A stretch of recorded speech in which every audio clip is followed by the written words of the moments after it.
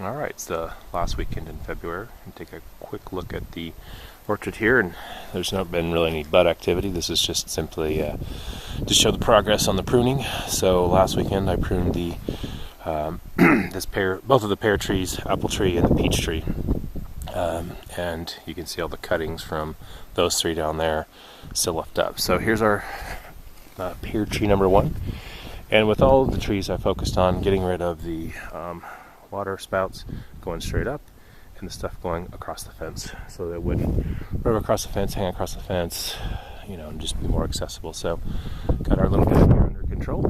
Didn't take too much off of him, but a lot of it that I did take, almost all that I took off, was the straight up growth stuff, the water spouts, and those are non-productive. And so we're going to go from there. So there's the first one with the cherry tree. I haven't done it yet, but it is not prone to lots of water spouts. So basically, just going to do a little fine tuning on it, and that's all I have to do with that one. So I imagine it'll be a few weeks before we start to see any activity on the buds for sure.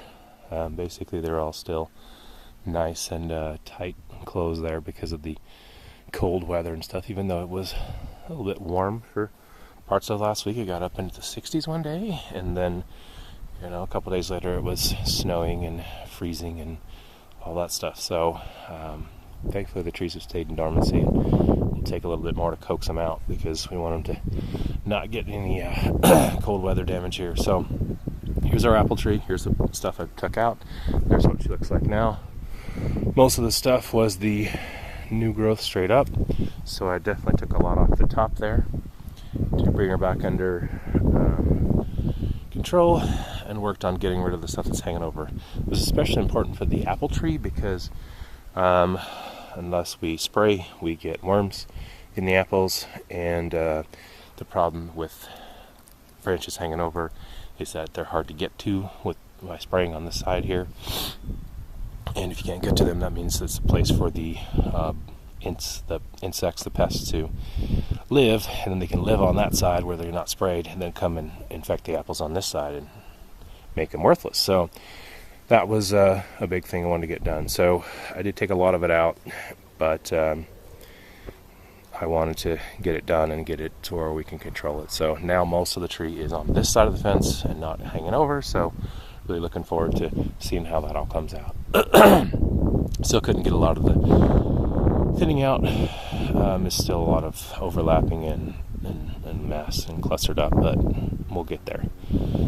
So this is the peach. I took out mostly just the new growth. There was a lot of stuff that was going straight up. Got rid of that. Took out a few of the limbs that were going over the fence. There was a lot of limbs that were hanging over the fence. They'd hang over the fence and then rub up against the fence when the fruit got heavy, and it was not very productive, and we couldn't really get to it, and it was just a waste of the tree's resources. Plus, had a couple spots where there was some stuff. I think you could see this pretty good here. You can see where so this is the shiny bark, this is the healthy stuff, the red and the gray, and then it got some stuff where it had got something, it was open, and you can see it here and all through there. So it was something that took that out mainly because of that. So there was a couple little spots like that I got rid of. So, but those were the biggest logs I took, and only those two there, so didn't take that much on it. So we've got it mostly over here and good to go.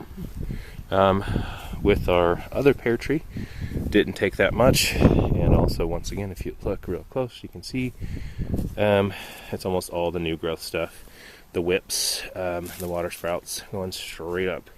And so now when you look at it, it looks a lot different because there's not all those things going straight up the top. So took that off. Took a little bit to increase the space on the sides and a few things that were going over, but still left quite a bit of stuff. But this one's looking much, much better. The trees were not really to my liking, but slowly over time been revamping them so that they're not interfering with each other and getting in the way and dragging on the ground and all that kind of stuff. So that is that one. So like this, once again, those four were pruned. The cherry tree just needs some light pruning. But the big one that's still left is the apricot. And we have the huge spindly branches up top, which are very weak and wimpy and are swaying in the wind and hard to hold the fruit. And the fruit actually forms on the very tip of that, so it's a very poor setup. So I'm going to, within the next couple weeks, get in there and take that down to size. It's going to definitely be the biggest and most important project. So anyway, that is our orchard for this week. As far as the bud status, once again, there's not really any activity.